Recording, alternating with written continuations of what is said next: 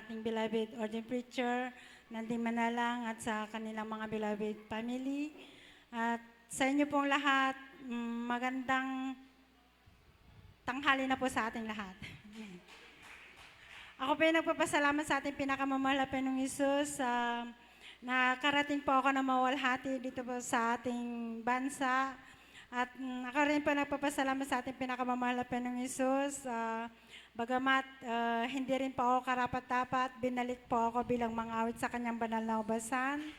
At nagpapasalamat rin po ako sa ating pinakamamahal na Panginoong Hesus dahil isa rin po ako na nakaranas po ng COVID-19 na yan.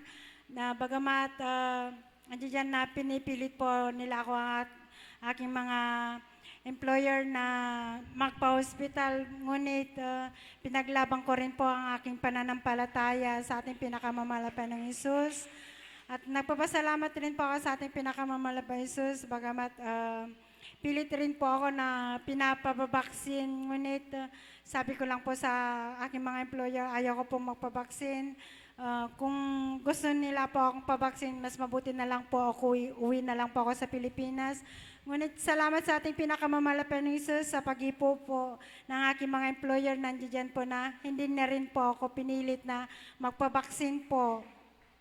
At nagpapasalamat rin po ako sa ating pinakamamahal na Panginoong Hesus sa panahon ng pandemic.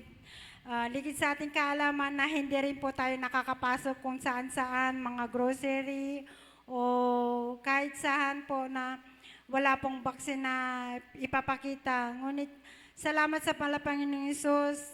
Andiyan na paglabas ko po sa bahay po ng aking employer, nananalangin po ako dahil wala po akong gamit. Ngunit sabi ko sa ating pinakamamahal na Panginoong Hesus na gabayan niya po ako pag-ingatan dahil papasok po ako sa grocery na bibili po ako ng gamit.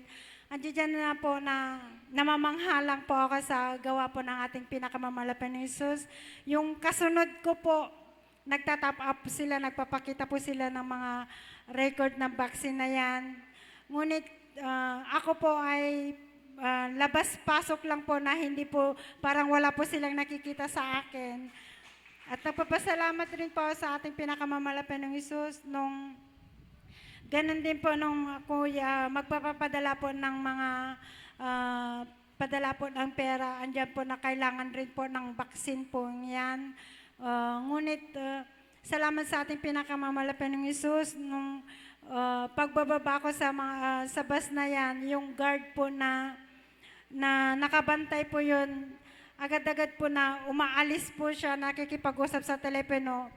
Pag-akyat ko ng 2 step, babalik na naman po siya na andiyan na hindi po ako hinahanap ng vaccine na po yan. At nagpapasalamat rin po ako sa ating pinakamamahal na Panginoong Hesus. Hallelujah. Bagamat hindi rin po ako karapat-dapat, ako po ay ginagamit niya rin po sa pangangailangan po ng Bible study sa aming bahay, bagamat hindi rin po kami karapat-dapat. At napapasalamat rin po ako sa ating pinakamamahal na Panginoong Hesus. Dahil nung dumating po ng pagsubok sa akin, na sinabi ko po sa ating pinakamamahal na Panginoong Hesus na ako po magpaalam po na nabababa muna ako bilang mga awit sa kanyang banal ubasan. Salamat sa malapang Hesus sa pagtutuwid niya po sa akin. Nung gabi ngayon ako po'y magpaalam na sa ating pinakamamahal na Hesus na ako po'y bababa. Andiyan po na naginip po ako na binigyan po ako ng matinding karamdaman na